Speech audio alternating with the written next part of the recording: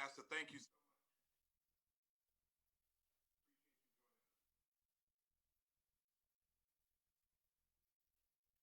My pleasure. My pleasure.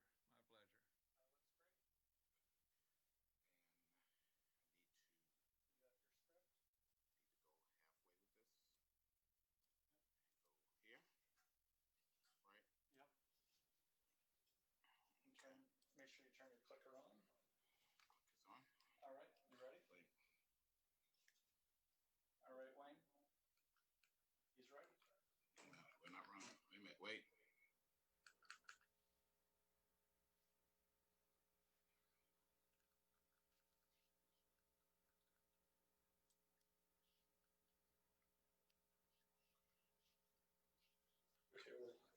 There you are. Smile.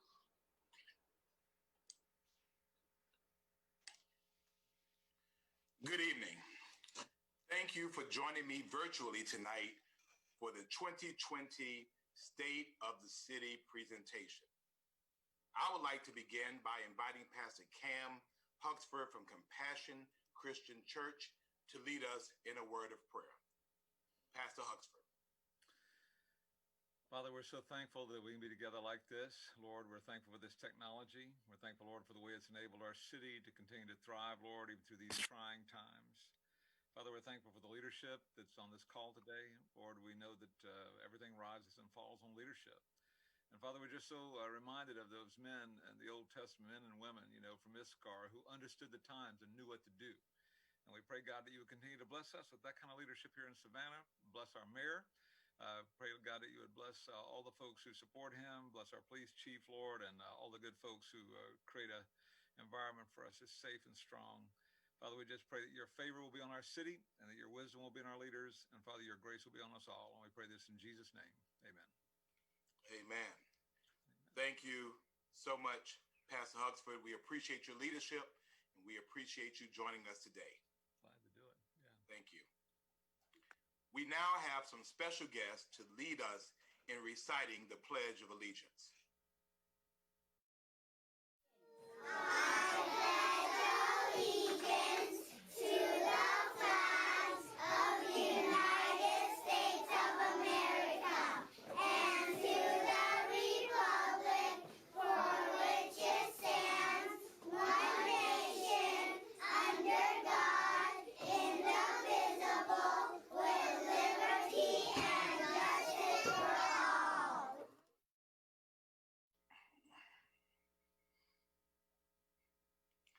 Thank you very much. We really appreciate that, young people.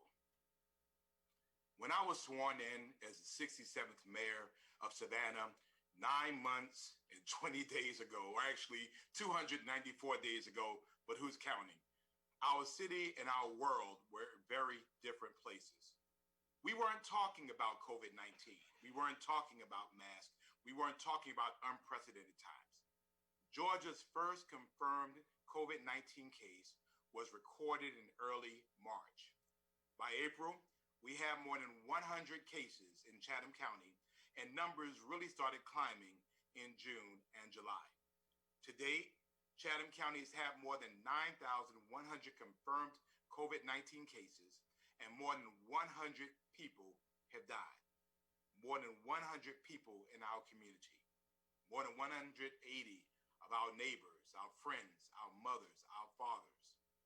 Let us honor them now with just a brief moment of silence.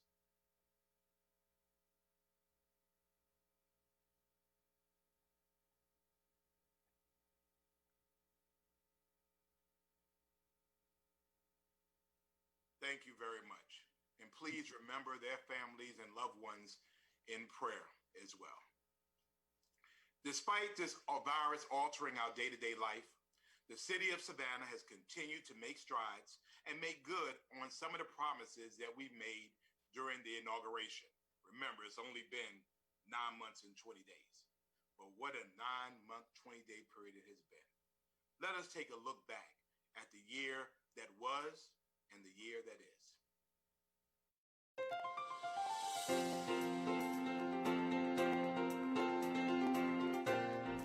These are and continue to be extraordinary times.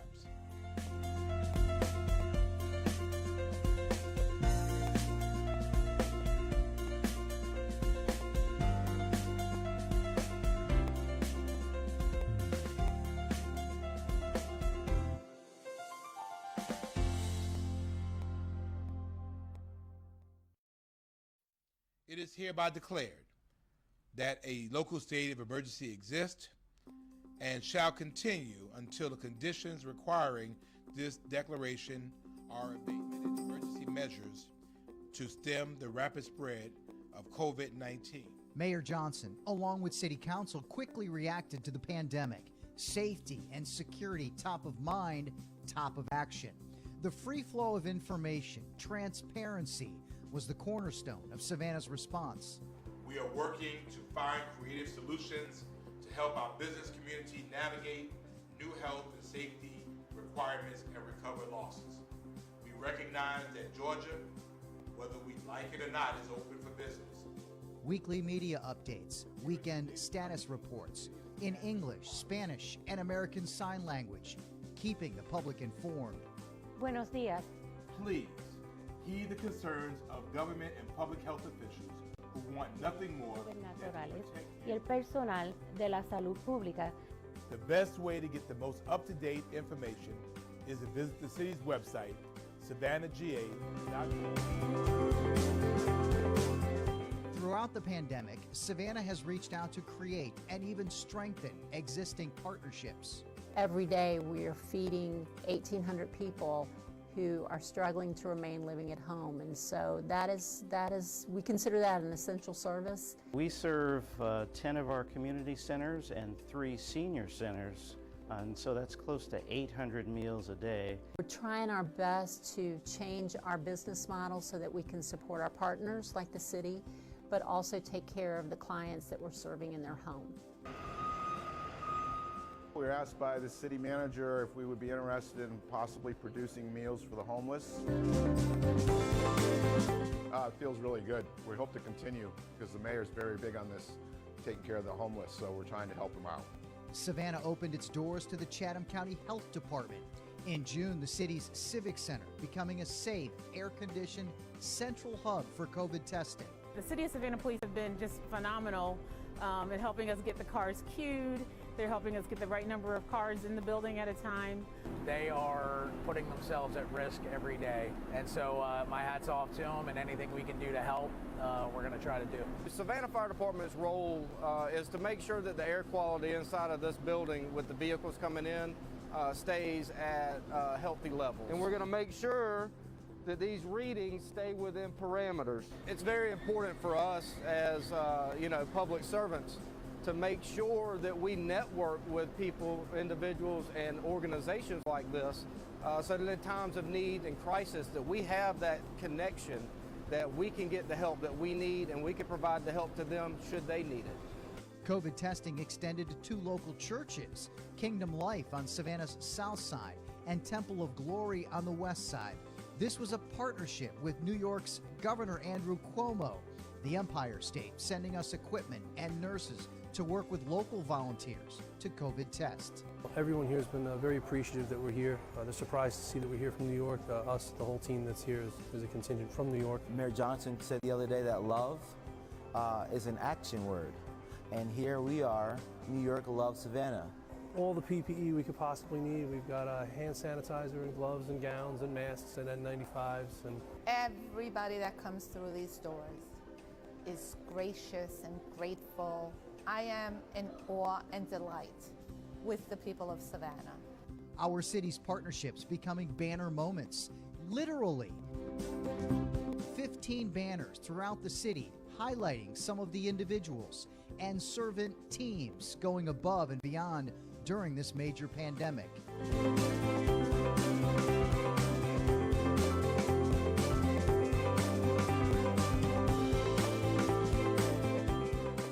Gun violence is the thing in our community, and so we are addressing it head on. Unrelated to COVID-19, the city's partnership with Crime Stoppers strengthening. This new campaign is a prime example of achieving more with partners by targeting a major issue in our community, specifically gun violence.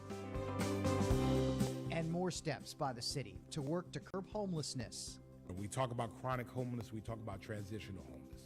And so hopefully this plan, again, if there's more housing stock, it creates opportunities for us to deal with those that may be transitionally homeless. On the other end, we're working with our homeless providers to deal with the chronically homeless. We partnered with the Chatham-Savannah Authority for the Homeless and private and public entities to form a task force specifically focused on major homelessness issues.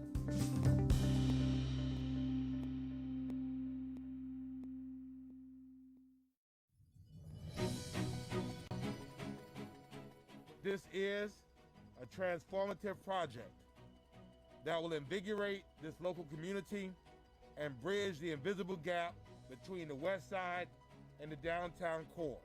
This will push streets, it'll push trail networks, and it'll push development farther to the west, connecting really our historic district with some of our greatest neighborhoods on the west side, places like Carver Village, Cloverdale, and it'll really serve as a bridge and a new public offering. The Anchor project is well underway in the Canal District. The Savannah Arena will consist of 3,100 tons of steel, 70,000 square feet of brick facade. It's a 215,000 square foot arena scheduled to open in first quarter of 2022. To see that this place will soon have almost double is people working here every single day, to watching our citizens see this rise out of the ground, but more importantly, to see people who live in this community, who live in the city of Savannah, businesses that operate here, to all have a part in building this. Today we have 55 people on the job site. By this time next year, we'll have 250 to 300 people on the job site. To see a man bring his son here one day and say, you know, I helped build that, to me is the crowning achievement of a community, that people could say they had a hand in building it.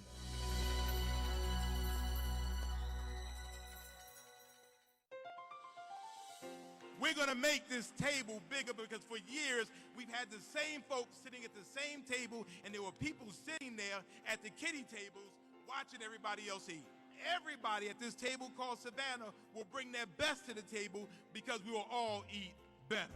So this table of Savannah is going to be expanded. Transparency, accountability, and inclusion.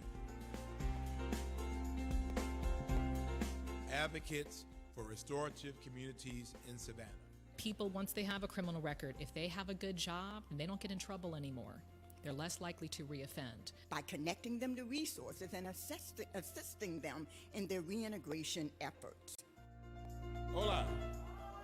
Hola Savannah will educate Savannah's Hispanic and Latino community about the city's government operations and services to build trust and involvement with Savannah's Hispanic residents. This task force is willing to accept the challenges, be held accountable, and also deliver a product that this city will be proud of. People should have decent, affordable housing that meets their income. We want all Savannahans to feel at home here. It is about diversity, inclusion, and unity. We are your teachers, we're your doctors, we're your first responders, we are your friends, your neighbors. We are an LGBTQ-focused intersectional commission created by our city that is dedicated to ensuring that its lesbian, gay, bisexual, transgender, asexual, intersectional, and queer communities can work and live in a welcoming and safe environment. Racial Equity and Leadership Task Force, or REAL Savannah. We want to build as close as possible the beloved community. Everyone is treated fairly and with respect, and everyone has maximum opportunity to reach their potential. Savannah cares. Citizens accountability and review of emergency services. So we see this as a great opportunity for us to be able to educate But we also realize this is also an opportunity for us for consultation with members of the task force and members of our community. This is an opportunity for us to, again, proactively ensure that we're hearing, and it's an opportunity for us to not only be educated, but also to educate the public. Savannah's faith-based partnership, which represents the intersection of the city of Savannah and our very vibrant, very diverse faith community.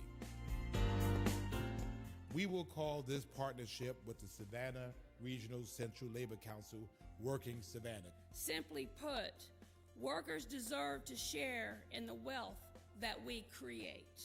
Where we will work together to ensure better work, pay, and benefit opportunities for Savannahans through apprenticeship and job training programs that these affiliates already do so well.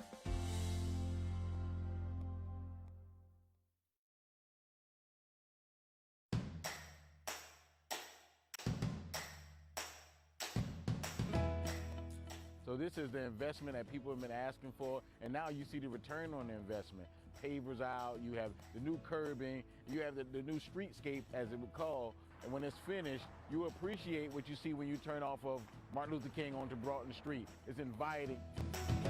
But really, this park is a testament to the power of a neighborhood association that comes together and worked in productive partnership with the city to have this new park right here in this beautiful scenic place. This was a SPLOS project that is only made possible with the generous support of the community. So just a penny sales tax makes projects like this happen, brings it to life, and just is an awesome product, and you see the result today.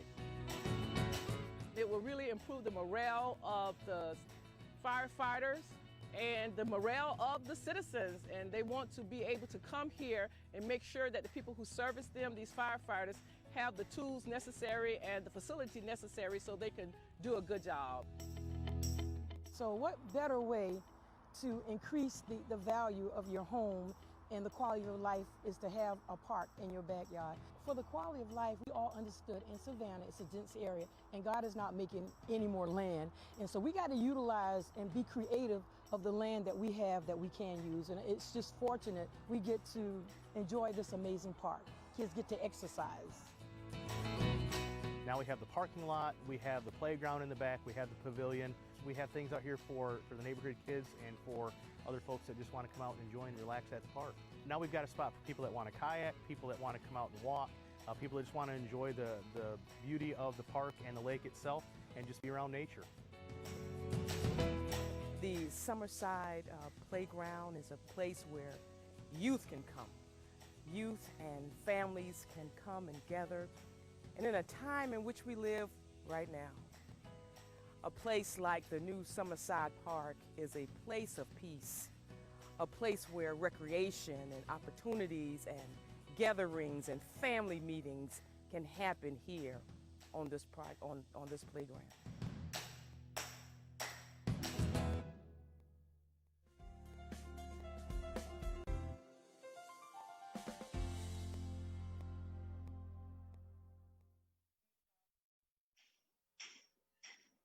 Wow.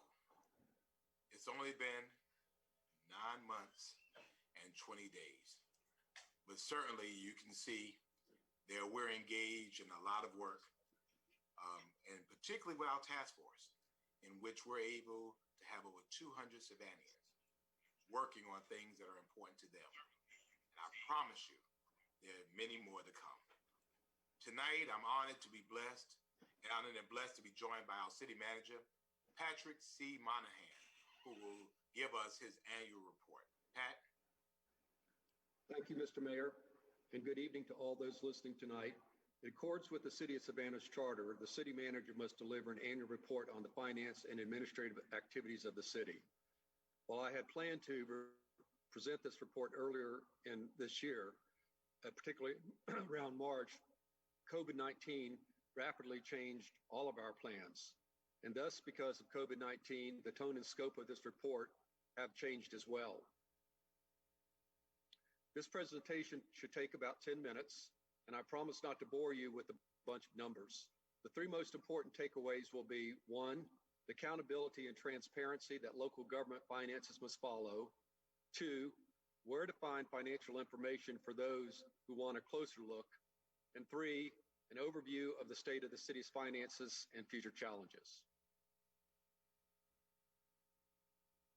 All of us work with finances in our daily lives. While many of the general concepts are the same, whether for an individual, family, or business budget, local government budgets and finances differ greatly. Unlike individual, family, and business budgets, local governments must adhere also to national and state regulations to maintain accountability and transparency. This process begins with budget preparation, legislative approval, including public hearings, implementation of the budget into service delivery, and then concludes with accounting and reporting requirements. The City of Savannah's finances are constructed upon the building blocks of national and state regulations. The Government Accounting Standards Board, which all states and local governments follow for financial reporting. Local governments in Georgia must also comply with Georgia law through Title 36, Chapter 81 on budgets and audits, and Title 48, revenue and taxation. Title 36 of Georgia law also includes requirements for an annual independent review of the city's financials, which are reported each year in the city's comprehensive annual financial report, which I'll discuss more in depth later.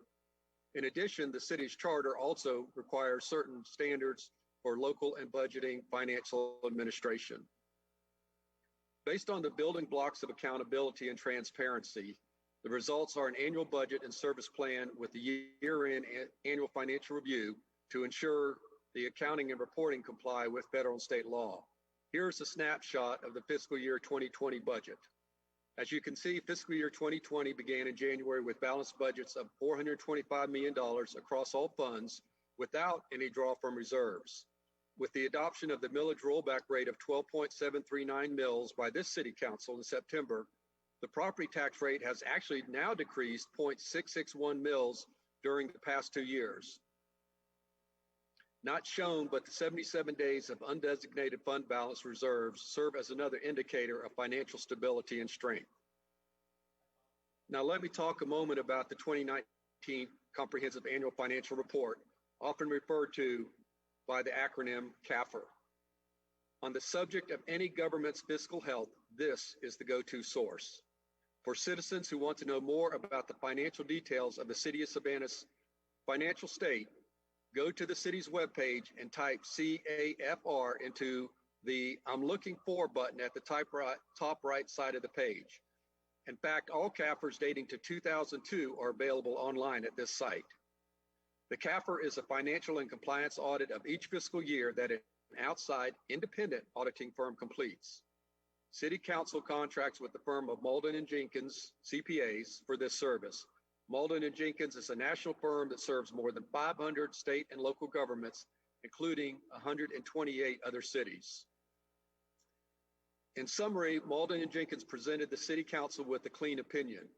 To quote the independent auditor's report, the financial statements referred to above present fairly in all material respects the respective financial position of the governmental activities, the business type activities, each major fund, and the aggregate remaining fund information of the city.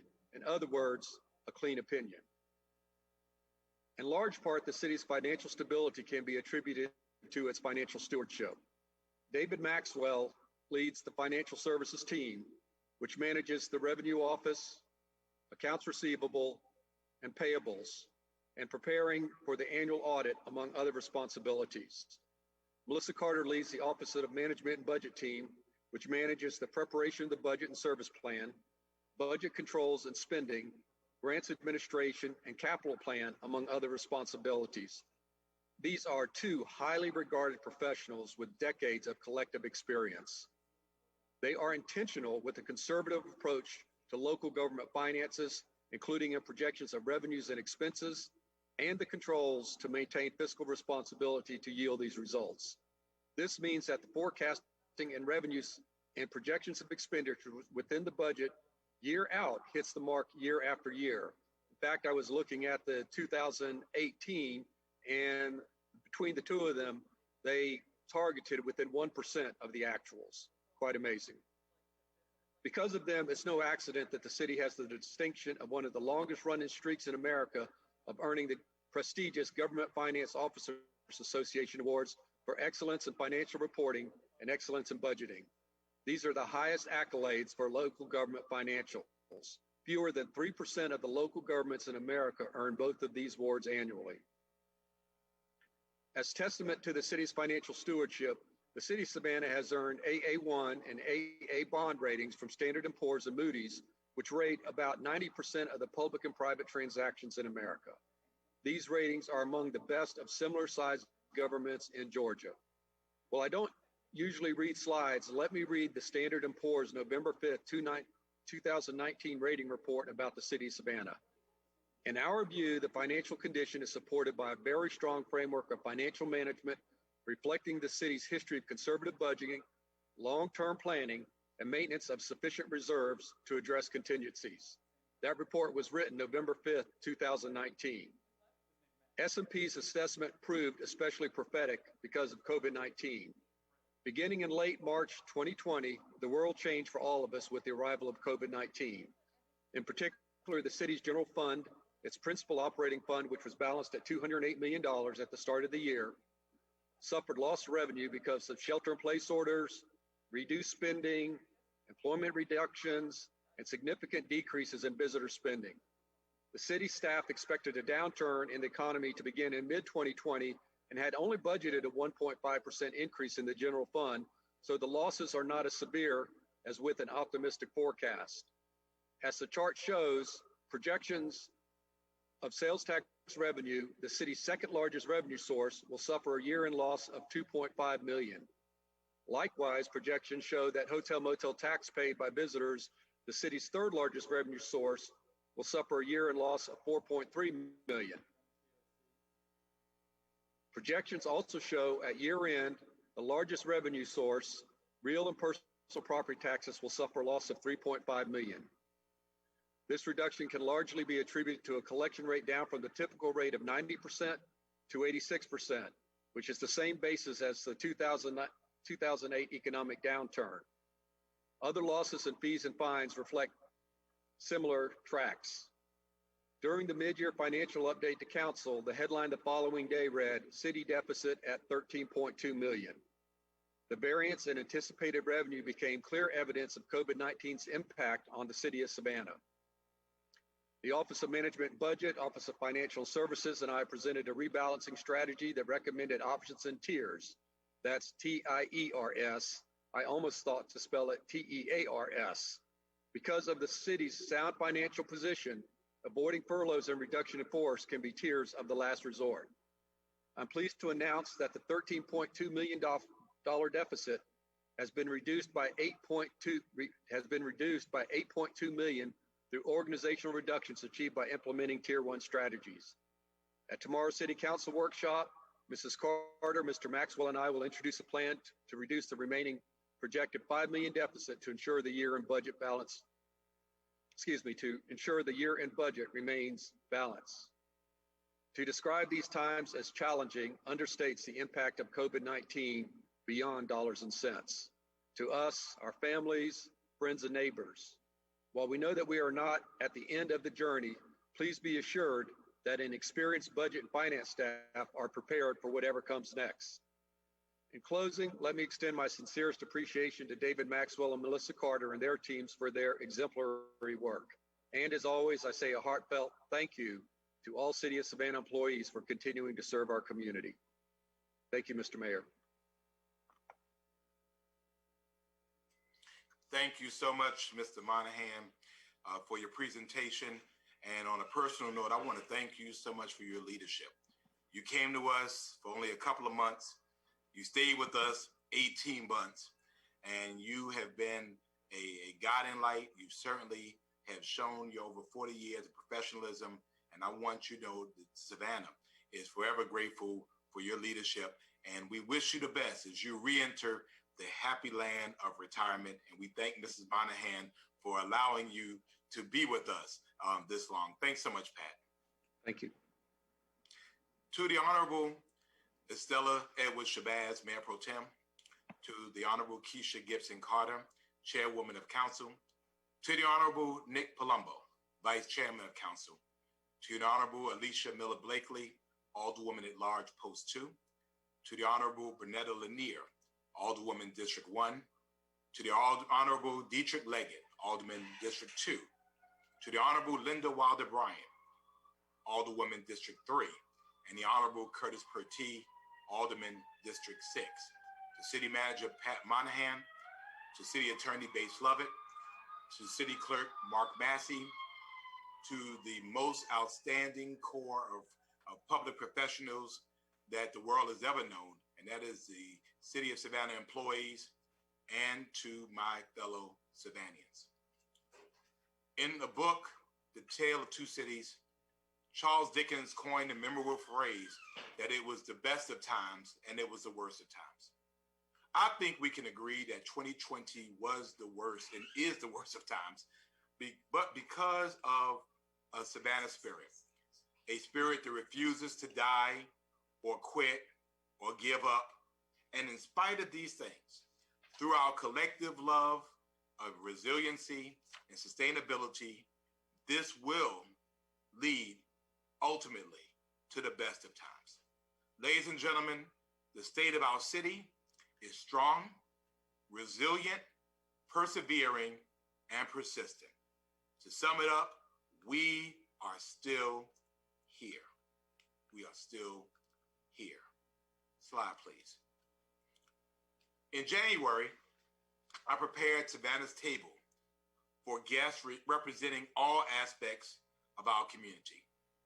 I said that this table was going to stand on legs of transparency, accountability, inclusion, and trust.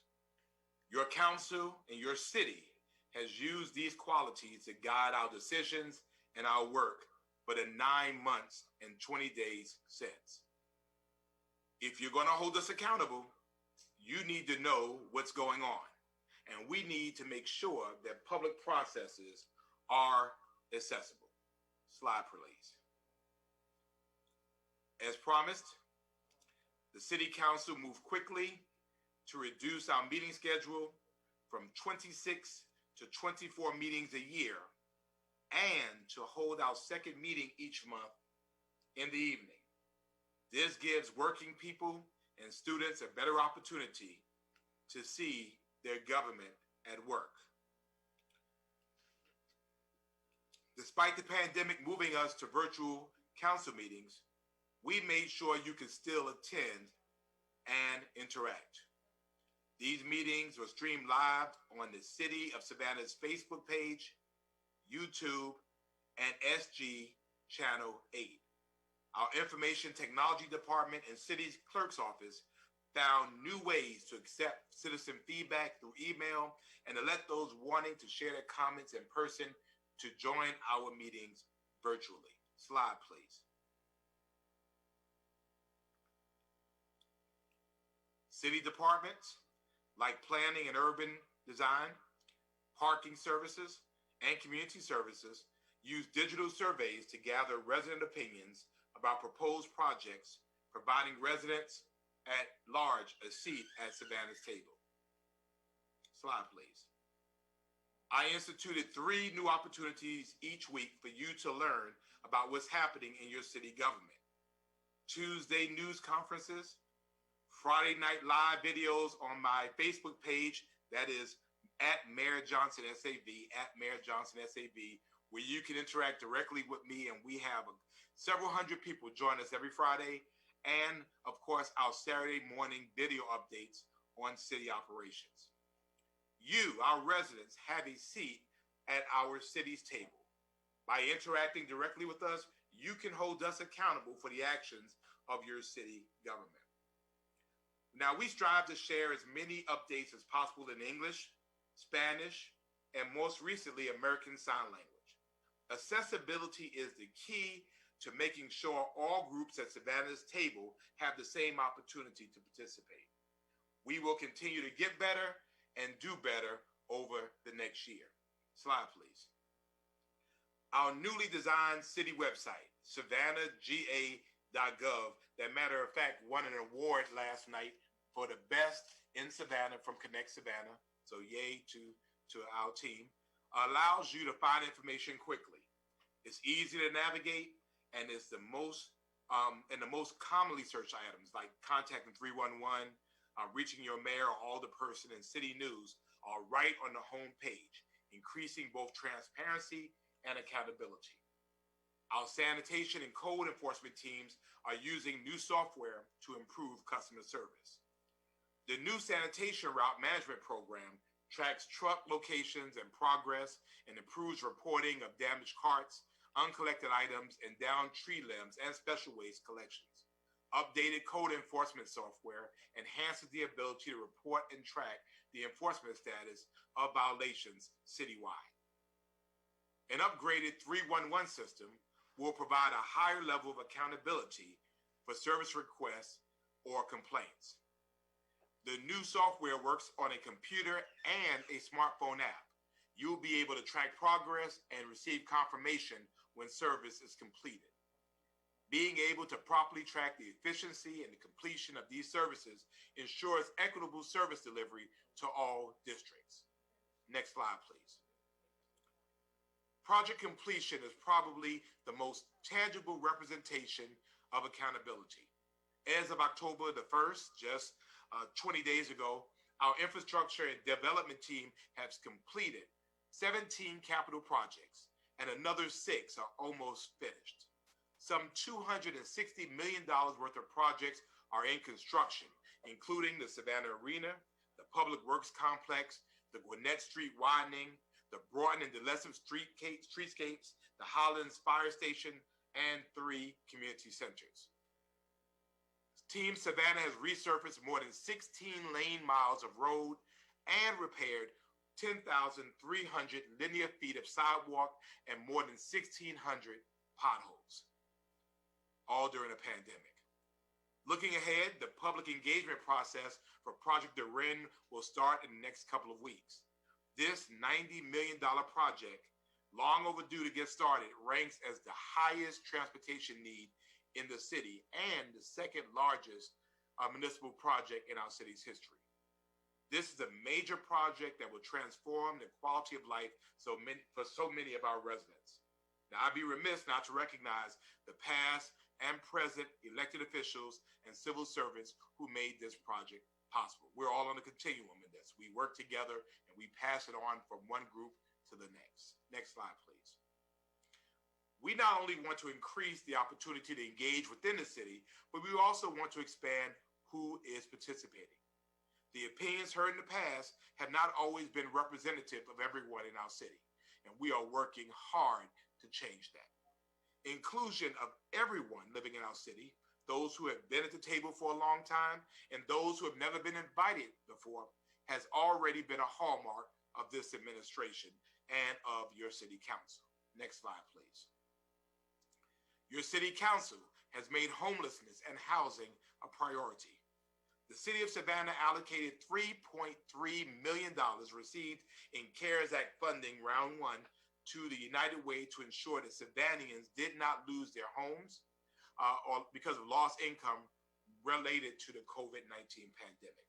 So far, we have helped nearly 2,000 City of Savannah residents with past-due mortgages, rent, and utility bills, and we've prevented at least 126 evictions. And we still have about 1.5 million left to give. I've worked with the council to create Housing Savannah, a 37-member task force, to work with the city's Housing Services Department to develop a comprehensive housing affordability plan for our city. This plan will help bolster and guide the work that Housing Services is already doing to provide safe and affordable housing for Savannians. This year, they've done $37.8 million worth of home construction, purchasing, and repairs. 93% of that funding came from the private sector to make these 442 projects possible. The city has entered into partnerships with 6 homeless agencies to fund 9 programs for $2.7 million to lend a hand up and not a hand out to the homeless and the circumstantially homeless in our city. We believe that no one in Savannah should be without a roof over their head. And we're working over these last 9 months and 20 days to get to that point. We've increased city contributions to the Savannah Affordable Housing Fund from $150,000 to $500,000, and the fund received an additional $100,000 from the private sector. And that was from the last administration, and we've continued that work. Every $1 contributed to the Savannah Affordable Housing Fund has leveraged an average of $8 in other housing investments. So for $1, we're getting $8 more. Next slide, please. The final phase of construction for the Savannah Gardens started in September, which will add 85 new mixed-income apartments to the development. The city funded $1.5 million in public improvements and infrastructure, while Mercy Housing will be investing $7.6 million.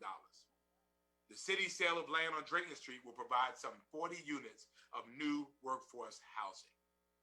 The city also transferred 10 properties, 3 for transitional housing for homeless families in partnership with Family Promise of Greater Savannah. 2 properties will be historically renovated through partnership with the Historic Savannah Foundation, and 5 units will become mixed income housing. We have to do this together. We have to find partners. We have to build mutually beneficial relationships. Savannah is also one of only 4 communities in the state to win a 2020 Georgia Tech Georgia Smart Communities Challenge Grant.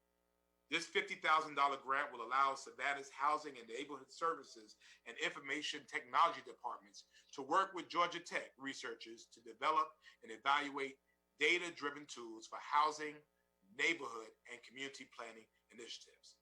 Next slide, please. We also want to foster community pride in our existing neighborhoods. So our sanitation department partnered with neighborhoods to host district-wide cleanups across the city. And you've seen them, and our aldermen and alderwomen have been rocking this initiative. The 3rd district under Alderwoman Linda Wilder Bryan sponsored Rock the Block. The 5th district under Alderwoman Estella Shabazz hosted the Fabulous 5th Cleanup. And the 1st district under Alderwoman Bernetta Lanier organized West Side Fights Dirty. Other district cleanups will follow in the coming months. We're going to help clean up our city. We need you to help it stay that way. Next slide. Now, we know that our neighborhoods are made up of individuals, and most people in our city need a job to maintain an appropriate quality of life.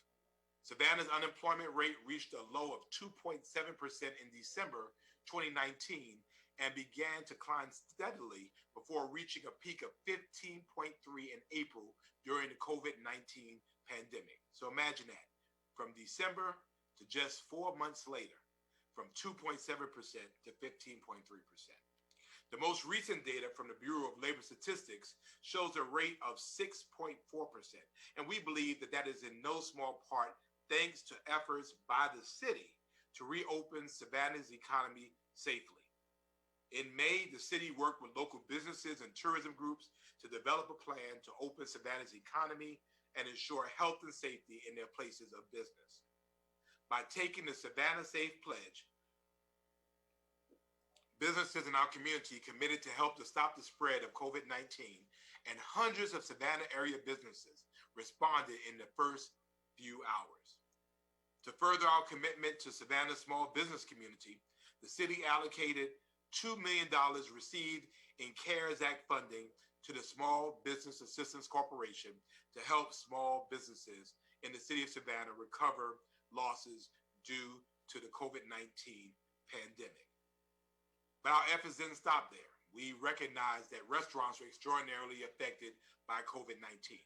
And we just found out last week that Governor Brian Kemp decided kind of unilaterally to take the money we had already specified for rounds 2 and 3 to use that for the unemployment tax fund. We know the unemployment tax fund is important, but the fact of the matter was we had plans to make sure to help our businesses. And I commit to you, we're going to find a way to help our businesses regardless of what the state does. We're going to go hard for our city. We're going to go hard to pay for our city, and we're going to do all we can to help our businesses get over that hump. So more on that later. We'll figure out a way to get it done. Next slide, please. So in response, and as a part of our Resilient Savannah plan, we expanded outdoor dining permitting to help restaurants expand capacity while safely social distancing. Our Office of Special Events, Film and Tourism issued permits for 44 parklet seating areas. We understood that Savannah's tax dollars remaining local would be essential for saving Savannah's economy. So I introduced Savannah First, a new pilot program to boost our local economy in light of COVID-19. We knew that many businesses and individuals would have a difficult recovery ahead, and we needed a new, aggressive plan that would help the city spend dollars locally and employ local people when searching for proposals, bids, and contracts. Savannah First is a year-long pilot program and includes initiatives like local preference when soliciting bids and requests for proposals, or RFPs, a contractor and training program, and the reintroduction of a local minority or women-owned business enterprise MWBE certification. We also focus on hiring locally and insisting on hiring locally for the Savannah Arena project. Job fairs hosted by AECOM Hunt this year focused not only on meeting the required percentage of disadvantaged businesses' participation, but also prioritizing local companies and workers. We are also focused on how we can create new, better paying jobs by partnering with the private sector. Your city council also approved a major economic development project as a public-private partnership among the City of Savannah, the Savannah Economic Development Authority, and the Rockingham Farms to create good-paying jobs in our city. This project will initiate a funding source to infuse $7 million annually into the city's tax reserves over 20 years to help fund new Savannah initiatives. More than that, the city is investing in creating qualified applicants for these jobs. The city will be funding 100 scholarships for Savannah residents only, to Savannah Technical College for every $1 million square feet of warehouse distribution and e-commerce fulfillment centers built at Rockingham Farms. This should generate between 1,500 and 2,000 jobs, with starting wages averaging at $32,000 annually. This is community benefits at its best. Even if they're not looking to work on a specific project or site, the city is improving workforce readiness and providing employment assistance. Next slide, please.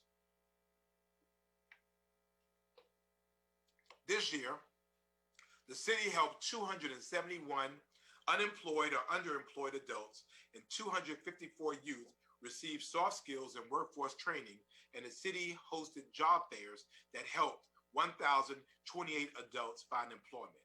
Could you imagine what we could have done if we were not in the pandemic? But we're also focusing on inspiring and developing a new wave of entrepreneurs in our city.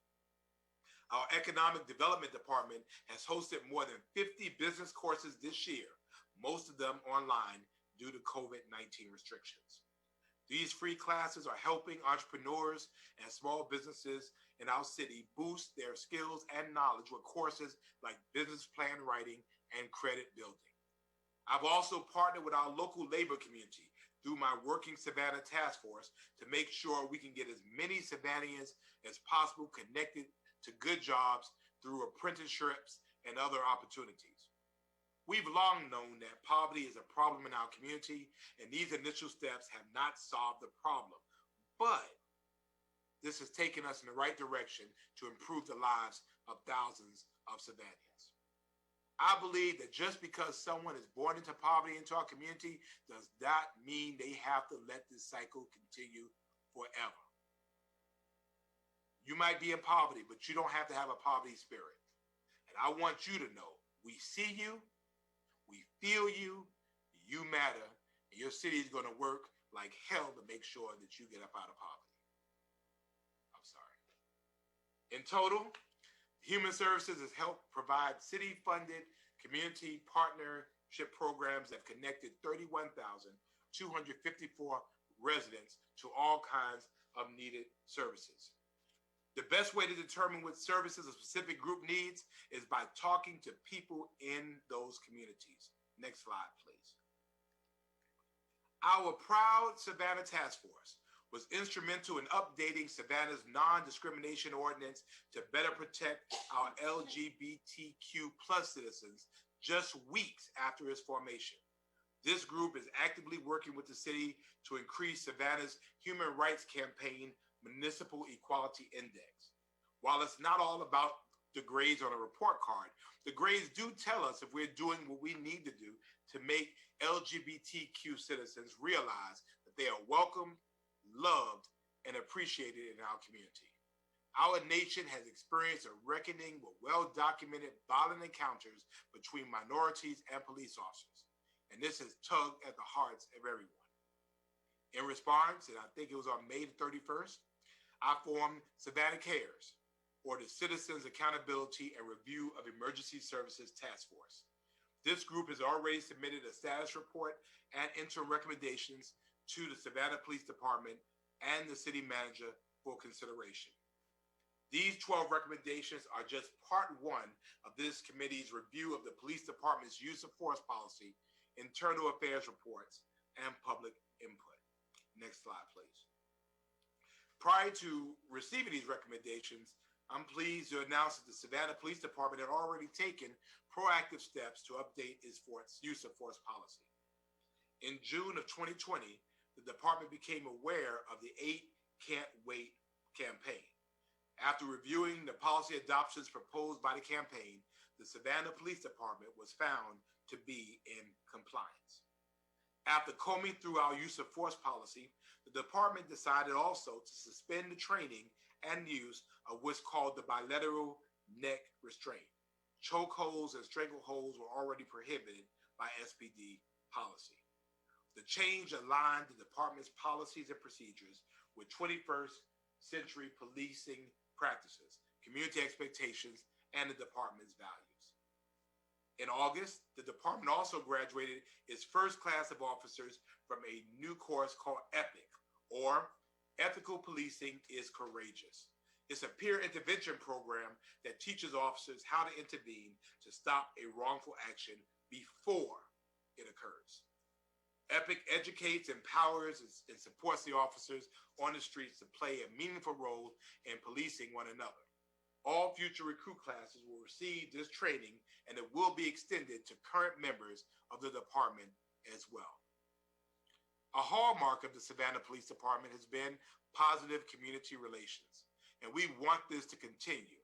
And we want to set up our professional law enforcement officers for success with policies that are community and department driven. Thank you so much to the men and women of the Savannah Police Department. Next slide, please.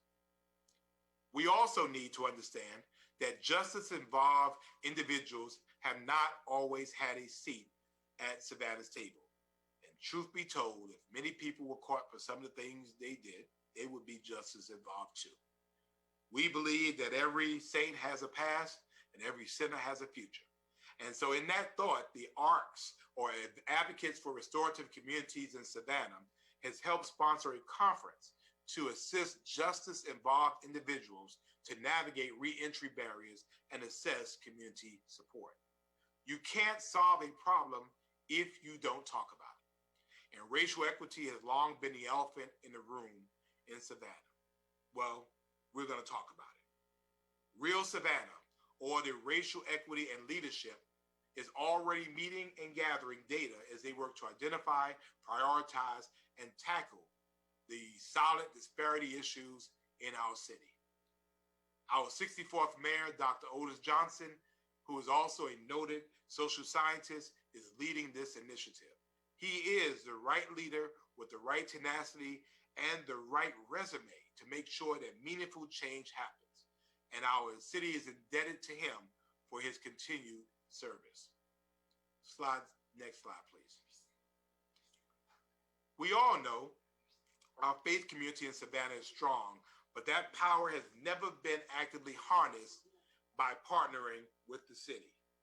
Savannah's faith network of religious leaders, and we're talking about ministers, we're talking about rabbis, we're talking about imams, we're talking about priests, we're talking about temple leaders. they have created best practices and recommendations for houses of worship to provide services safely during COVID-19. Most of them have decided to remain closed during this period. And to be honest with you, part of the reason why our numbers are as good as they are is because these religious leaders have taken the lead in ensuring that their churches and their mosques and their synagogues and their temples remain closed. However, are using technology to get their services across. They've also not held large services or gatherings, weddings, and funerals within their houses of worship, and I thank them for that. Beyond that, a group of faith leaders from that task force created another group, which was called RISE. RISE stands for Religious Institutions Supporting Education, and they are supporting students who are learning virtually. RISE provides space, supervision, technology, meals, or some combination of all to these distant learners while our kids are out of school.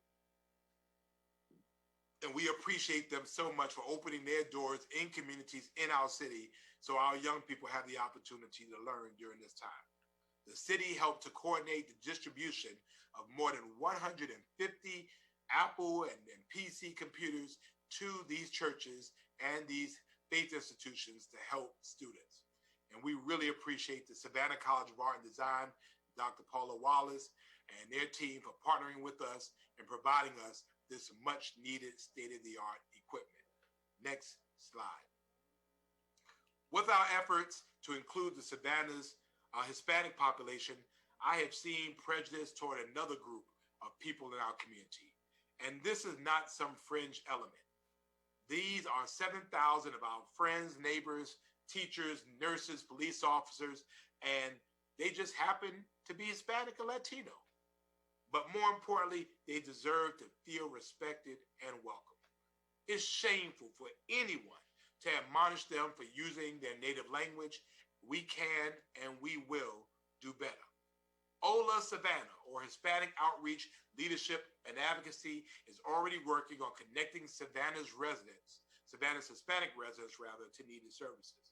They've also started coordinating English as a second language courses for those in our area who need them. Regardless of where you're from, if you live in Savannah, mi casa is su casa. Next slide, please. Keeping our community safe is one of the main services you all likely expect. That is why I joined Everytown for Gun Safety's Mayors Against Illegal Guns Coalition on January 1st, 2020, immediately after being sworn in as Savannah's 67th mayor. This bipartisan group includes more than 1,000 current and former mayors from the smallest towns to the biggest cities in nearly every state. As mayors, our problem may look different from town to town, but we are united to do everything we can to protect our residents from the threat of gun violence. And I think you can all agree that we have a little too much gun violence in our community. No, I'm not trying to take by anybody's Second Amendment rights. And no, I'm not trying to keep guns out of the hand of lawful gun owners. But we can agree that when guns are in the hands of those who should not have them, we know that's trouble. That's trouble for our law enforcement. That's trouble for our community. So I'm a proud member of Mayors Against Illegal Guns. Next slide, please. Public safety is also the focus of Savannah Fire Department, one of only 98 ISO 1-ranked fire departments in America, but they're also prioritizing the health and safety of their own. This year, the department developed a cancer reduction initiative and received a $937,000 assistance to firefighters grant from FEMA. It is the largest grant they've ever received to date. Since 2001, this grant has helped firefighters and other first responders obtain critically needed equipment, protective gear, emergency vehicles, training, and other resources necessary for protecting the public and emergency personnel from fire and related hazards. In addition, the Savannah Fire Department developed an emergency medical response strategy to enhance their critical medical and traumatic event response, published a 2020 to 2024 strategic plan, and started using an aggressive new hiring strategy to increase the number of firefighter candidates. Way to go, Savannah's bravest, the Savannah Fire Department. The department also has hired a new chief fire marshal this year, filling a 3-year vacancy. She and the department have taken an active role in fire safety education, mostly virtual due to COVID-19. A new virtual public safety education platform allows students and community groups to interact with firefighters and receive life-saving fire safety lessons digitally. The department also received a $5,000 grant to enhance its virtual fire safety program. Overall, they've achieved a 17% decrease in structure fires since last year. Guess what? You could also see their professionalism and effectiveness every Friday and Saturday night on the national television series Live Rescue. And I know a lot of you have already seen them. So our fire department, they're superstars. We're proud to partner with A&E Network to showcase the excellent men and women of Savannah Fire. Next slide, please. The Savannah Police Department is one of 135 departments accredited by the Georgia Law Enforcement Certification Program out of 740 police agencies in the state. SPD is one of 729 departments in the U.S. and just 45 agencies in Georgia accredited by what's called CALEA, the Commission of Accreditation for Law Enforcement Agencies, which is the gold standard in law enforcement. SPD continues to work toward its goal of reimagining policing and finding ways to address quality of life issues without utilizing enforcement when it is not necessary. And we've already started. The SPD Behavioral Health Unit is the newest addition to the department and consists of specially trained officers and medical staff who respond to police calls involving individuals in crisis or with substance abuse issues. This unit consists of 2 non-uniformed SPD officers and a licensed clinician who will ride in the car with the officers 2 days a week. The clinician will also be available by phone or telemedicine if she is not physically present. The BHU will respond to calls involving opioids or substance abuse, mental health crises, or suicide, and they will assist with calls regarding homeless or disorderly conduct. We don't think people need to be in jail just because they don't have a home or because they have an issue.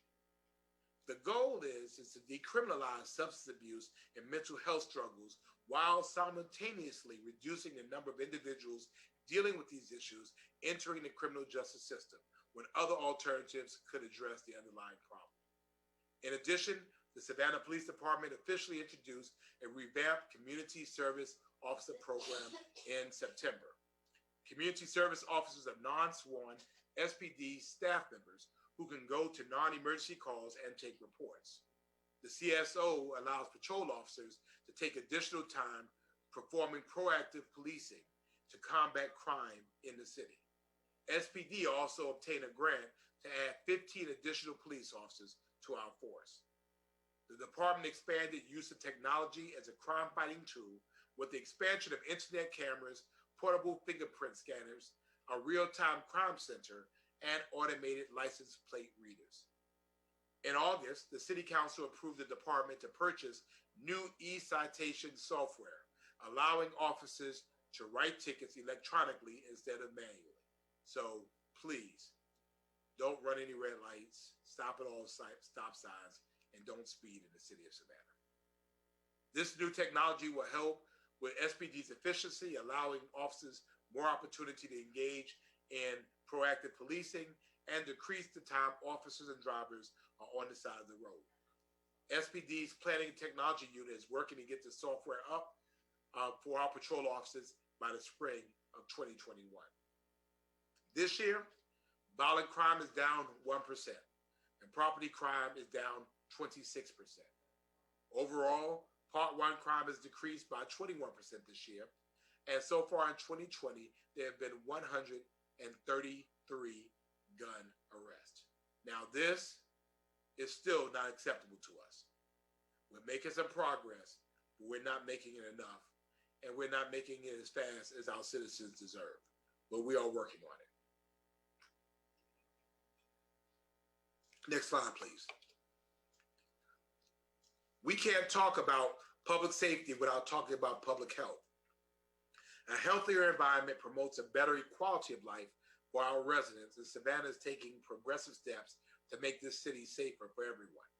In March, our city council quickly and unanimously passed the 100% clean renewable energy resolution. It focuses on racial and social equity as we develop a just and regenerative plan for our energy transition. The goals of this resolution are ambitious. We agree that all electricity consumed within the Savannah city limits will be from clean renewable energy sources by 2035. This includes city operations and community-wide energy consumption. All other energy forms consumed within the incorporated city of Savannah will be from clean and renewable energy sources by 2050. And the city of Savannah is going to lead in this. We will first start by focusing on households with the highest energy burden first, meaning those households with the largest amount of household income that spend on heating and cooling their homes. And in Savannah, this is disproportionately African-American households. So we have a lot of work to do. Some ideas we'll try to implement are community-wide weatherization and energy efficiency programs, solar design and installation programs, improving efficiency in city facilities, building alternative transportation networks, including trails, sidewalks, and improved mass transit, and transitioning ultimately to electric vehicles. These improvements can lead to countless opportunities to benefit the health and well-being of Savannahans. We'll provide cleaner air, water, and soil. We'll be promoting active and healthy transportation and recreation. We'll be creating and promoting a green economy, which creates new job opportunities, providing our community the opportunity to learn new, lucrative skills to improve wages and livelihoods. And we'll be reducing the impacts of climate change on our coastal community to become more economically, socially, and environmentally resilient. It'll take policy change and partnership to achieve these goals, but I believe that our city and those who live here are not only ready for it, but will be better for it. Next slide, please. We were able to achieve all of this dealing with a global pandemic. The city's response to COVID-19 has been nothing short of Herculean, while ensuring that we continued to deliver essential services while keeping staff and the public safe. On March the 21st, Savannah's local state of emergency order went into effect, implementing strict measures intended to slow the pace of the COVID-19 outbreak and expanding upon the state's order. And we want to thank our essential workers. We want to thank our police officers and our firefighters. We certainly want to thank our sanitation teams. We want to thank those that were dealt in our water and all of our city employees who stepped up during this time to make sure that our services went uninterrupted. Savannah was the first city in Georgia to mandate masks on July the 1st, and we've received a lot of heat about that. But local health officials credit this order with helping to keep the virus from spreading uncontrollably throughout the summer. We now know that masks are the way to help us get through this. Health professionals from across the country says that a mask is actually more effective than a vaccine. So please, wear your mask and wear them if you're in the city of Savannah. In July, the city partnered with the Coastal Health District to provide a countywide COVID-19 testing site at the Savannah Civic Center. Free walk-up and drive-through testing is available without an appointment and to expand access to COVID-19 testing in our city. The Savannah Police and Fire Departments have been essential in coordinating the day-to-day operations at the site. We are one community and we have to work together. Next slide, please. Additionally, the city of Savannah was blessed when we partnered with New York State and Governor Andrew Cuomo to establish 2 COVID-19 testing sites in virus hotspots. Testing was held at the Temple of Glory Community Church, where Bishop Matthew Odom is the pastor, and Kingdom Life Christian Fellowship, where Pastor Charles Robeson is a pastor, both in highly impacted minority communities. These sites provided up to 500 tests per day, thanks to the expertise and resources from Somos Community Care and Northwell Health. And this cost us relatively nothing.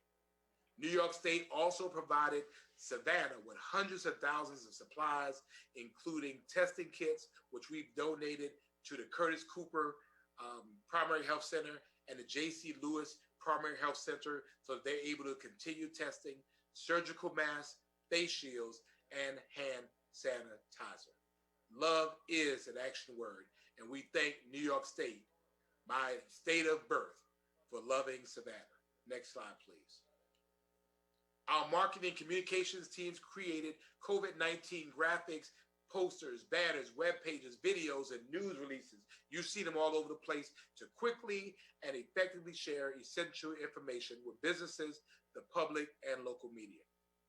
Next slide, please.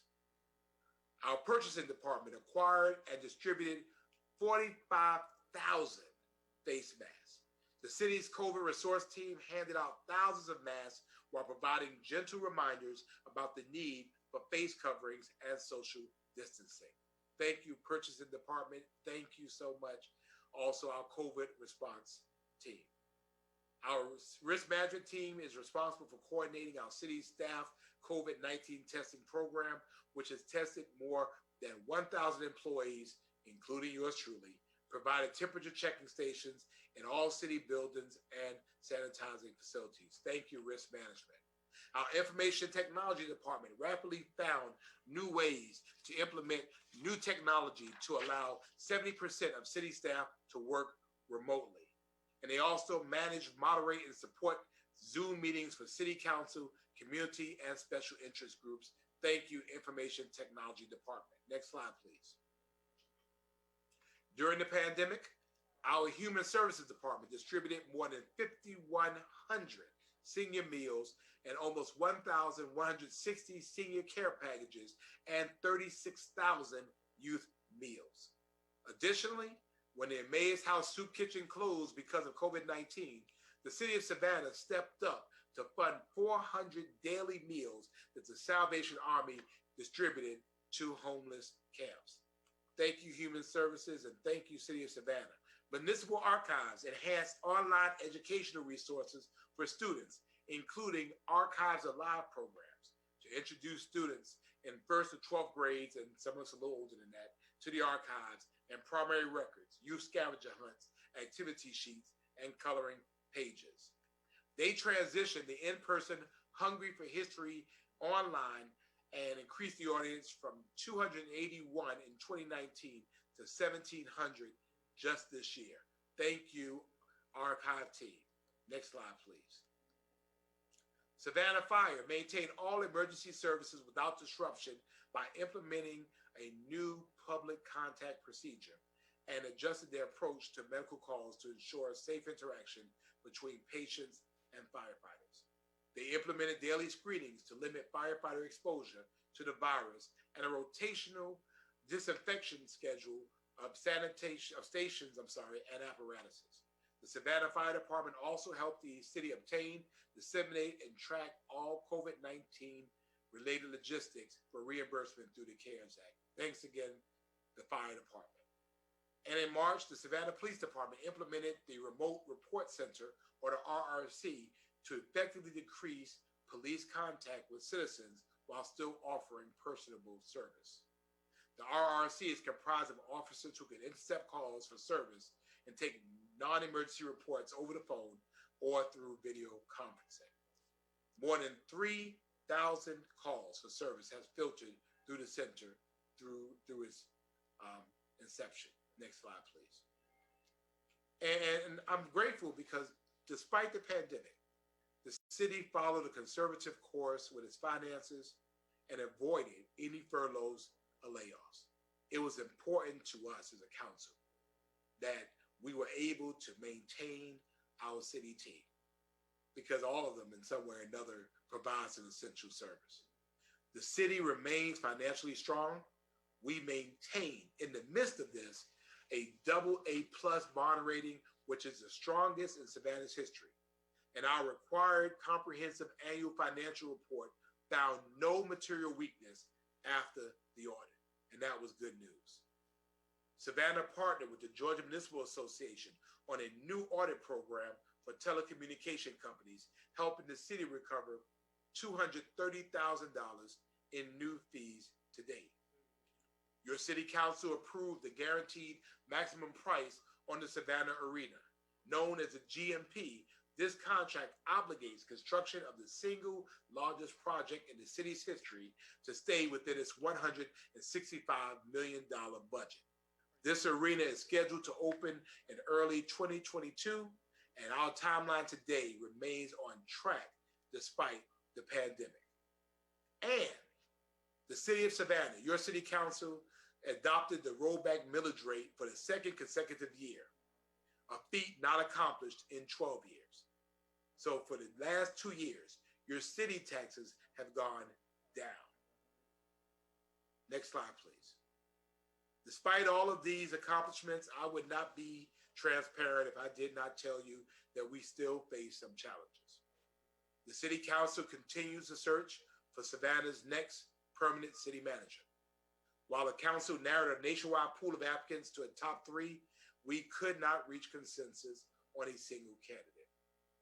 This decision is the most important decision we will make for the future of this organization and for this city. We must make the right choice and not just a choice to be finished with the process. So we're going to take our time and we're going to do it right. That being said, Pat Monahan has provided a steady hand and he's led this organization with knowledge, with integrity for the last 18 months. We are grateful for his leadership and we will miss him when he retires at the beginning of next month. But I have a funny feeling that Pat Monahan won't be too far away. Besides, I have his wife's cell phone number, so I'll call her. But as much of a beast as Pat Monahan was, we're grateful, we're blessed. We've been able to get Michael Brown, who's another beast, to serve as interim city manager while we search for a long-term leader. We are thankful that Mr. Brown is willing to help guide our organization during this time. While we have been fiscally responsible throughout the pandemic, we are still facing budgetary constraints and revenue shortfalls due to COVID-19. Departments were asked to reduce their budgets for the current fiscal year by 1% to 3%. The city manager and our awesome budget team has been working diligently to ensure that we can continue to provide quality services while saving money where we can. We're trying to find solutions for workspace for city staff so we can move them out of rented buildings. The fact of the matter is for us is that we're spending too much in rent. So we're going to start moving city staff into buildings that the city owns so we don't have to pay rent to anybody. Drainage, roadway capacity, and other infrastructure challenges continuously need improvement. And yes, we know that our city still floods when we have a lot of rain in a short period of time. We know that our streets are in dire need of repair. Our sidewalks need to be improved. We know we have striping that needs to be done, and we know that we have potholes that need to be filled. That's not Savannah, but we're going to do better. As arena construction moves forward, we need to inspire the development of the overall canal district, which does not exist yet, to support the arena and ensure that these projects bring a needed economic boost to the west side. And as the city council works to tackle homelessness, we're still working through difficulties related to our transitional services at the Dundee Village. The project has been delayed because we need to connect certain facilities to water and sewer, and we ran into some site and surveying issues that are being addressed. And of course, we're still continuing to find our way through the COVID-19 world. Next slide. It's been a busy and extraordinary year. None of us could have predicted or expected the challenges that we faced. I could not have expected when we raised our hands on January the 2nd, that little short than 2 months later, we would be in the middle of a worldwide pandemic. I looked, it's not in the mayor's playbook. I mean, it was just no way to figure out that this was going to happen. Who would have thought? Who would have thought that Savannah would have been in this situation? Who would have thought that our world would be how it is? But I hope that you see, it's been 9 months. It's been 20 days. But your city council has risen to the occasion. We're doing the best we can with the hand we are dealt, with what we have, keeping our citizens, our employees, and our stakeholders in mind. This does not happen by accident. And I want to tell you all that this presentation today and the work is a result of a lot of great people working together for many hours, and I thank them. I thank them. I thank them. I thank my team, my deputy assistant, Marty Johnston, my executive assistant, Sharante Turner, and Edith Gregory, my director of mayoral security, Sergeant Billy Gray. I thank them because you call them a lot and you email them a lot. And I appreciate the professionalism by which they do this. I also want to thank the city manager and his team, a lot of wonderful people. I want to thank all of our chiefs. And I definitely want to thank our awesome and outstanding city employees. Again, who day in, day out, they get up, they go to work, they make it happen. Do me a favor. The next time you see a city employee picking up your trash or working in their parks, helping keep our cities beautiful, wearing a badge, fighting a fire, the next time you pay a bill or you see somebody checking your water, tell them thank you. Believe it or not, we pay them well, but not as well as we probably should. But I bet you that thank you would mean the world to them. And I definitely want to thank our public communication office. I want to thank Nick Zola, Amanda LeBrot, Wayne Nix, Carol Miller, Ken Slats, Chris Parrish, because these folks, they're beasts. And they've been working diligently with us to help us make that happen. So thank you. I really do appreciate it. We've come a long way, but we still have further to go. But when everyone is at the table, our trajectory is limitless. Our reality is this. Savannah's been around for 287 years, and we're still here. My faith tells me that we'll make it through this, even if we don't know how we're going to make it through it or when it's going to end. But I know Savannah will make it through it because we're Savannah strong. And we're Savannah strong because we show Savannah love. And we do this every single day by looking after our neighbors and looking after each other. And I've seen the ability of Savannahans to show love and show compassion and show care. I've seen it. I've seen how you've encouraged each other and lifted everybody up. And if there's a need, we step in and we make it happen. We look after seniors and we look after kids. That's what Savannah is all about. I'm not worried about the haters. They have their job to do. But for you, Savannah, the fact of the matter is we are who we are because of you. We are who we are. And what we will be is because of you. Savannah has everything we need. We have the most awesome people in the world. We have the strongest people in the world. And guess what? The world knows it. The world sees it. And they're watching to see how Savannah acts. And Savannah is leading. And we're showing people how to keep the faith, but to follow the science. Please, wear your mask. Watch your distance. And please, wash your hands. May God bless you, and may God continue to bless the city of Savannah. Ladies and gentlemen, I thank you so much for joining me.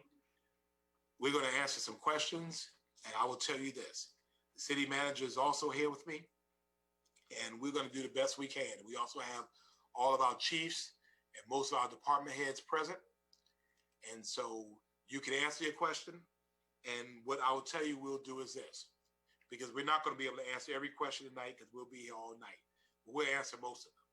But for every question that is asked, by next week, we will publish a list of those questions, and we will publish the answers to those questions. And we will make that publicly available so that everyone will see the answers to all of the questions. All right? So I don't know how we're going from here. All right, so Ms. LeBrot, let's roll.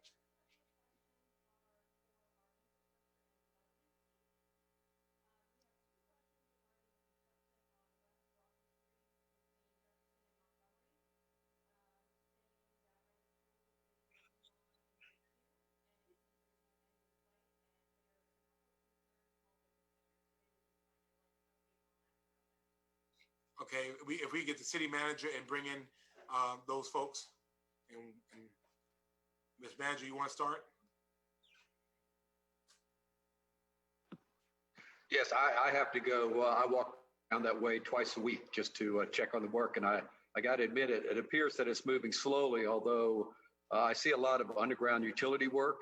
I know that Mr. Heath Lloyd, the Assistant City Manager and the Chief of Infrastructure and Development, is in the waiting room, and he knows that project. He knows that project day to day. So I will call upon Mr. Lloyd. I'm moving him in the room.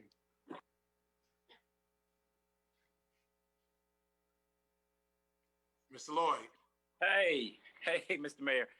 So I think the question had to do when would we start on the next section? So first, let me take an opportunity to say the current section going from MLK to Jefferson is anticipated to be completed. November 16th is the day. And then we will move on. Yes. Wow. Yes. And then we will move on to the next section. It has been a tremendous project. There is a lot of work, as the city manager referred. But, I can say that throughout the obstacles, we have continued to move that project forward. But Amanda, that is the answer. The next section is scheduled to begin November 17th as we close out this initial section scheduled for November 16th. And how long will the second section take? We anticipate the second section will go a little bit quicker.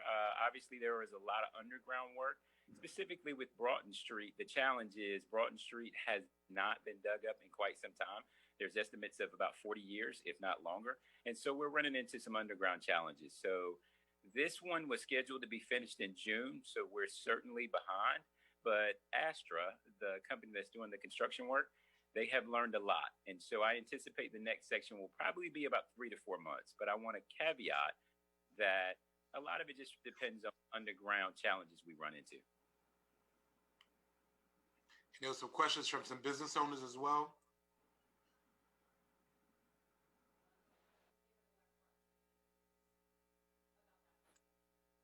Yeah, and one more comment, Amanda, if you will.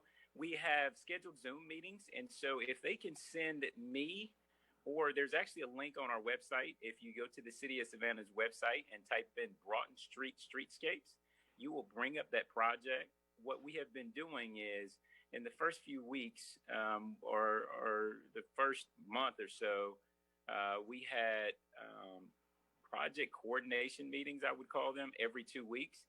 We plan to continue that. Obviously, as the work gets closer to the end, we'll spread those coordination meetings out to monthly. But when we start the next block, we will have bi-weekly coordination meetings, and I'll certainly get them that information. But again, if they go to the city's website, they will be able to follow the project, and they can also see some of the meeting minutes from our previous meetings. And we'll include that in our answer as well. Thank you, Mr. Lloyd. Appreciate that. Yes, sir. Amanda, was there another one or just one?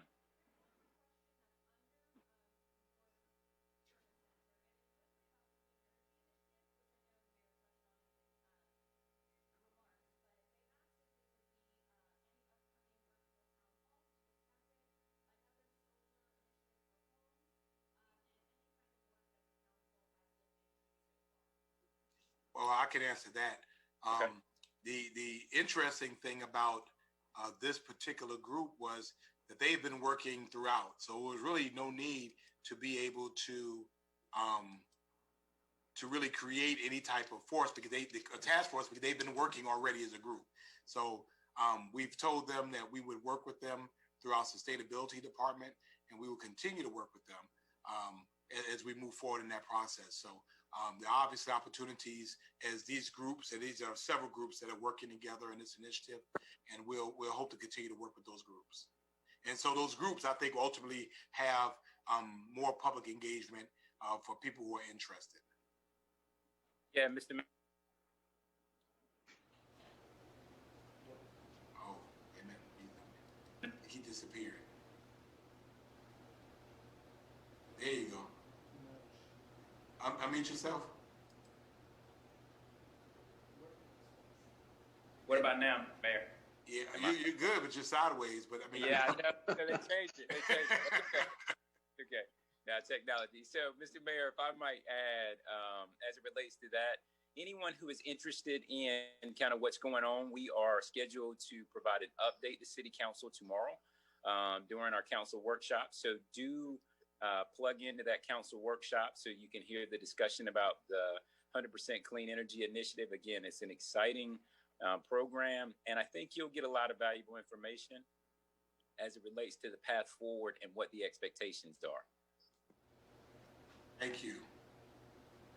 So, Mr. Mayor, when you receive a question, could you read it out loud? Yes. Because apparently no one can hear Ms. LeBreau talking. Right, I heard that. Yes, I will. Okay.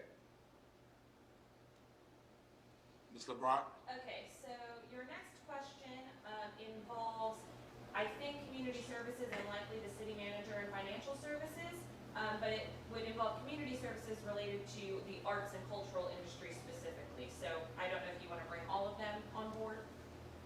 Well, I'll go ahead and I can bring them in. Who else should I bring in? Ms. Young? Tiffany Young. Who else? Just probably Tiffany Young. Okay. Ms. Young is coming on board. Ms. Young, how are you? Good. You're muted. Yeah. Oh, I'm doing well. Thank you. Thank you. All right. Ms. LeBron? In part on the quality of life to attract new businesses and their families, and tourism to generate a considerable economic impact. As a consequence of the pandemic, few industries are suffering today, or suffering as much today, and will likely to continue to suffer as much as arts and culture. To what end can the city of Savannah, and what can we do about investing more time, effort, and money into the arts and cultural industry for a quicker rebound? I think the question was ultimately that the arts and culture community has suffered because of the pandemic, and how can the city help invest, I believe, in the arts and culture community? Well, actually, we've done a couple of things even this year. Annually, the City of Savannah awards funds to local organizations to put on a wide variety of events. And rather than pulling those funds back due to COVID, we actually worked with all of our agencies to figure out how they could modify those programs to ensure that young people were still being connected, and all types of folks could still take advantage of services. We're hoping that we won't have to do that to the same degree next year, but we are planning that in as well. That was a part of our application process to say, okay, if we're still under COVID conditions, how will you modify your program so that we can be sure that we're still enriching the lives of folks? Now, in terms of the larger events, if we still are dealing with very serious COVID conditions and an increase in cases within our area, we are not likely going to try to support large gatherings because we'll be putting people at risk. We do have a reopening plan, and we're hoping that if we can get our numbers down, which we hope will happen, that we are planning to reinstitute not only arts and cultural events through our outside agencies, but also at the Cultural Arts Center and throughout all of our other programs. And to be honest with you as well, I want to make sure that we don't give false hopes as well. We have a very difficult and challenging budget year. As the city manager stated, we expect less collections in our property tax, our sales tax, hotel motel tax, and franchise fees is how the city gets most of its money, those numbers are just going to be down, and we're going to have a very tight, very challenging budget. And so we have to make sure that we manage those expectations, that we may not be in a position to do what we've been doing because, frankly, the money is just not there. So, this council will consider those things once we get to the budget retreats next month and see kind of where we are. And Mayor, if I could add one other thing on that note, and I appreciate you saying that, because staff, we have a tendency to think it's full steam ahead. During the interim, we did have a recent presentation on Recreation Reimagined, where we were going to be doing planning over these months. So I think that would be one of the considerations, because we certainly wanted to look at arts and culture as a part of that. And so we'll have to plan in the impact in terms of the budget and also the health of the community, and maybe planning something in the future, if not in 2021, certainly in the years following that. Thank you. Ms. LeBrock? Actually deals with digital infrastructure throughout the city, so I believe that would be municipal operations. Okay. We'll bring in Mr. Bell. And kind of specifically, these two people have questions regarding Wi-Fi access and specifically Comcast. One says that she's a teacher virtually with her students, and it says that they're just having, incredible struggles with their internet connectivity. And what are our plans to update the digital infrastructure within the city of Savannah? So the question deals with someone who's saying they're having issues with Wi-Fi access and Comcast services, and they want to know our plan for upgrading Wi-Fi access in the city. Mr. Bell? Sure. And sorry, during the transition, you got cut off on that, but I think the question's about plans for our digital infrastructure in the wireless environment. Yeah. So about 4 years ago, the city of Savannah commissioned a municipal broadband strategic plan along with Chatham County. And that plan looked at the overall broadband environment within Chatham County and opportunities to increase connections. What we're lacking in the city of Savannah is a strong fiber backbone. That really limits the location of our surveillance cameras, but also limits our opportunities for things like public Wi-Fi.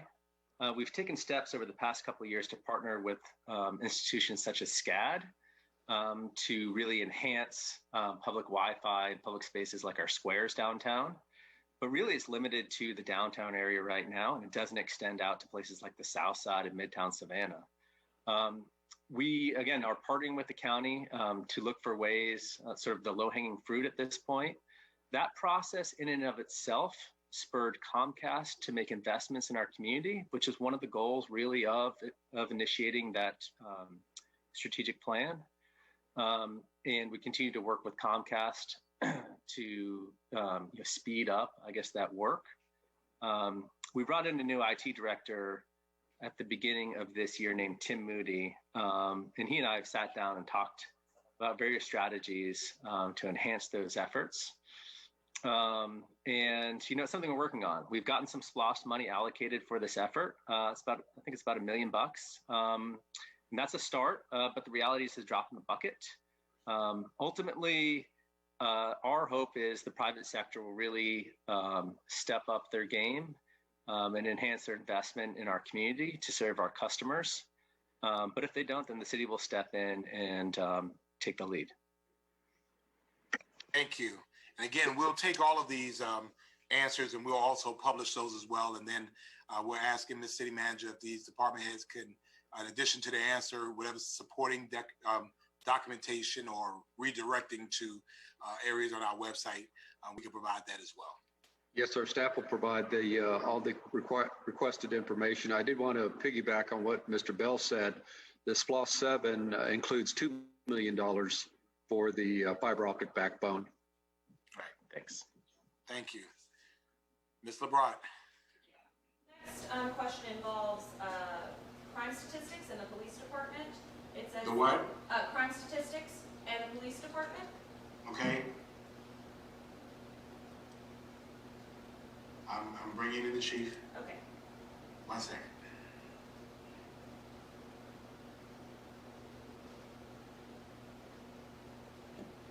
How you doing, Chief? All right, Chief's on board. Okay. The question is, can Mayor Johnson comment on Savannah's major crime statistics? Is he satisfied with the way the police handle major crimes in the city? And what will it take to decrease the amount of major crimes happening? I believe, and again, I'm having issues hearing as well. It was about major crimes in the city and what initiatives do you have to deal with issues of major crimes in our city? Well, that's a great question. That's something we continue to struggle with somewhat. I mean, we're somewhat satisfied by our recent crime statistics, but we know we still got a ways to go. I mean, the fact that we're still down substantially in Part 1 crimes, those are your major crimes, your robberies, your assaults, your burglaries. But we realize the biggest challenge that we're facing right now are gun-related crimes, either those gun-related crimes with robberies or those gun-related crimes involving shootings. As far as strategies, we continue to work proactively with members of our community to identify areas and people and specific types of incidents that are driving those crime numbers. We continue to aggressively go out and address these issues. Our strategic investigation section has taken over 135 guns off the street. Continues to make numerous felony arrests every day and misdemeanor arrests, and continues to confiscate a substantial amount of narcotics off the street. We realize we've got a ways to go to continue to keep these crime levels low, but we're still very proud of the great partnership and relationship we have with members of our community who continue to step up and provide us with essential information to allow us to address some of these crimes and identify some of the members of our community who are committing these crimes. I'll go ahead and take a liberty to add to the chief. Police don't stop crime, people stop crime. And we can invest in technology and patrol, but I will tell you that there have been incidents where the police were in the immediate vicinity and the crime still happened. And the officers, because they were in such close proximity, were able to apprehend someone literally within minutes of it occurring. So we have almost a fully staffed police department. And of course, you know, that ebbs and flows. But I'm really calling on our community to be more engaged and to be more aggressive. I mean, let's be real clear. And we have an issue of young gangs in our community, or people who, as the law says, come together for a criminal purpose. These are our sons and our daughters. These are not people who are foreign to us. We know who they are. Yet, and the chief will tell you, we've gone to crime scenes where there are hundreds of people around and everybody, I ain't seen nothing. That's the mentality that gets other people killed. And we're going to have to start being bold enough to turn in our child, somebody else's child, somebody else's neighbor. Because on one end of it, when the police are riding hard on neighborhoods and things, you hear, y'all need to stop bothering people. But then on the other end, we want crime to be reduced. So I'm really calling on the community to step up and partner with the police department. We have certainly seen what happens when a community works with the police department, and there are some cases that have gone around where we've gotten excellent intelligence, and the police have been able to clear that crime. So let's get some of these folks off the street. I know there was a statistic, chief, that said, 10% of the people could commit 90% of the crime. I don't know what it is, but something like that. You know what it was? Well, yeah. I mean, you're looking at probably about 60% of your people are committing the majority of the crime in your community. And if you address those percentage of individuals in the community who are presenting the crime problems in your community, you can aggressively address the crime problems. The other thing, Mayor, that we really have to make sure we continue to stay on top of are reluctant victims of crimes. Oh, yeah. We continue individuals who they don't want to talk to us. They land in the hospital. They got several bullet wounds, and they don't want to tell us what happened to them. They know who was responsible for those acts, but they just want to get out of the hospital so they can retaliate. That's not acceptable either. It's not. And I mean, I've seen that too. I mean, who shot you? I don't know. Well, don't you think if they got you one time, they're going to come back and get you a second time? And that's why, again, I'm appealing to mothers and grandmothers and fathers. I know how influential you can be. I mean, there's nothing my mother cannot ask me to do or father asks me to do, I won't do. And so, love them enough to be able to say, hey, let's save your life. We know where that road leads. It leads to a prison or it leads to a cemetery. And we want you to be around. So we want to either get them off the streets or we want to find them constructive things to be able to do. We want them to take advantage of some of our great workforce programs that we have coming up. We want them to live their dreams and live their best lives. Thank you, Chief. Thank you.